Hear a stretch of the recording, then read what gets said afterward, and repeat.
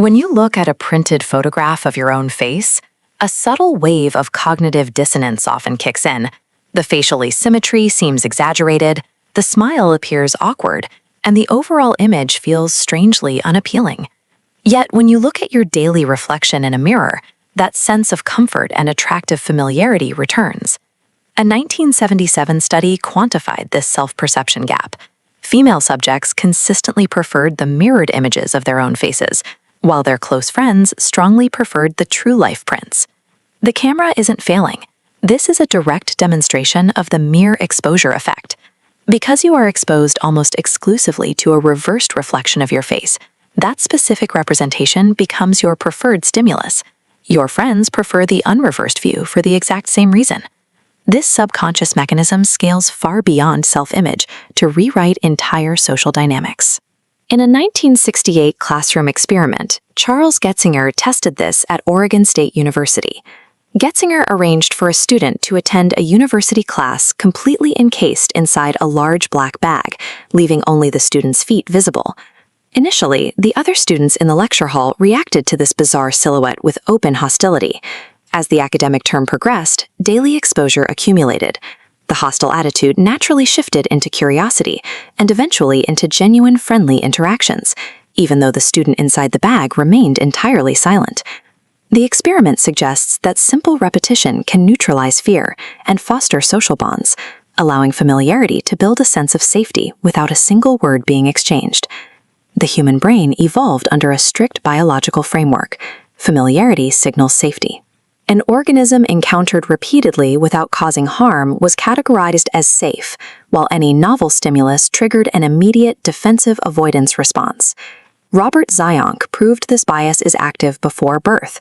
He played two distinct auditory tones to unhatched chicken eggs during prenatal development.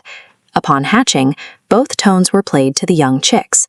The chicks consistently chose to approach and huddle near the specific tone frequency they had been exposed to prenatally. The association of familiarity with safety is hardwired into the vertebrate nervous system. This diagram illustrates a vulnerability known as perceptual fluency. The human brain consumes a massive amount of metabolic energy, so it constantly seeks the path of least resistance. It relies on System 1 processing, fast, automatic mental pathways. When the brain repeatedly encounters a specific stimulus, implicit mechanisms reduce activation in key areas, like the prefrontal cortex. This reduction in mental effort produces a positive internal feeling of comfort and ease. The brain then subconsciously misattributes this internal positive feeling to the external stimulus itself. It concludes that the familiar item is objectively safer, higher in quality, or more appealing. A biological defense mechanism built to help ancient humans avoid poisonous plants has mutated into a cognitive loophole that actively degrades our modern decision-making. Modern environments generate constant stress.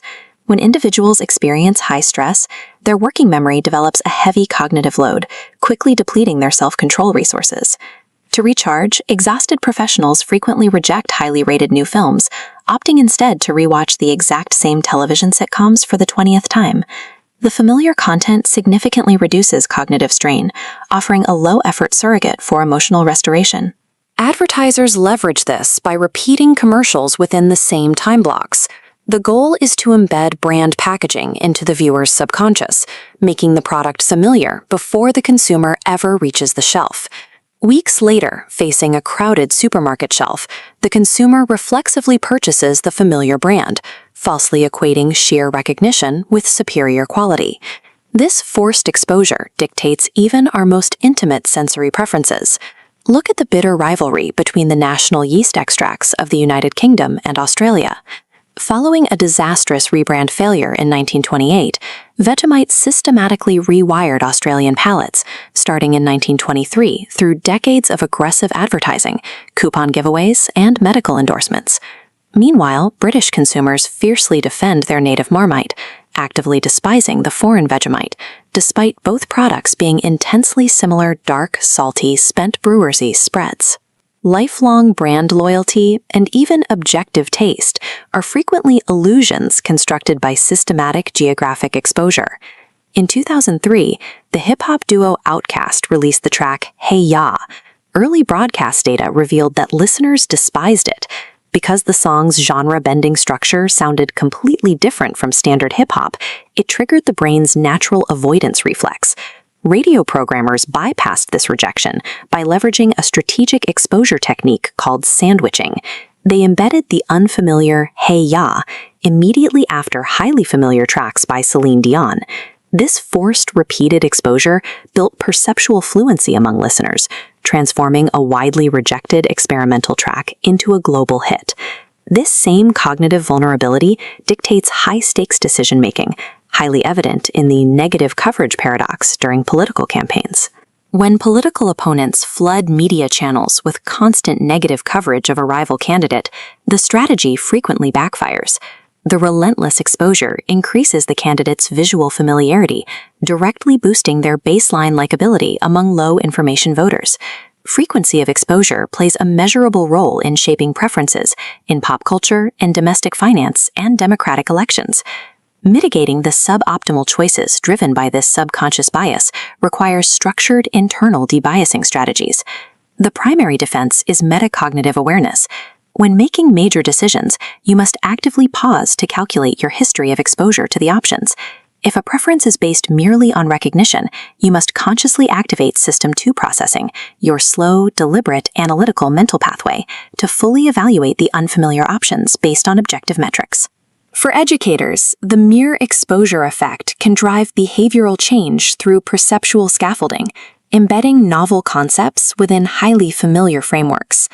As the performance advertising arc illustrates, maintaining consistent visual identity while varying topics provides perceptual fluency, establishing trust without viewer fatigue. Living in a digital ecosystem dominated by rapid algorithms and highly optimized media, understanding these hidden cognitive biases is an essential cognitive shield. To learn how to counter these automated responses, subscribe to the Behavior Blueprint channel for weekly masterclasses on psychological design. Questioning the familiar provides a path toward making decisions based on evidence rather than the brain's preference for the path of least resistance.